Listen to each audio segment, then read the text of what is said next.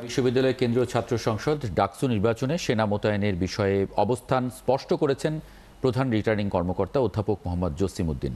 ডাকসু নির্বাচনের প্রার্থীদের নিরাপত্তার কথা চিন্তা করেই সেনাবাহিনী সহ নিরাপত্তার দায়িত্বে থাকা বাহিনীর কাছে সহায়তা চাওয়া হবে এমন পরিকল্পনা ছিল কমিশনের। তবে এখন পর্যন্ত নিরাপত্তা নিয়ে শঙ্কার কোনো কারণ নেই বলেও জানান তিনি। বৃহস্পতিবার বেলা 3:30টার দিকে বিশ্ববিদ্যালয়ের নওয়াব আলী চৌধুরী সিনেট ভবনে রিটার্নিং কার্যালয়ের সামনে এক ব্রিফিংয়ে সাংবাদিকদের প্রশ্নের জবাবে ডাকসু ও হল সংসদ নির্বাচনের প্রধান রিটার্নিং কর্মকর্তা এসব কথা বলেন।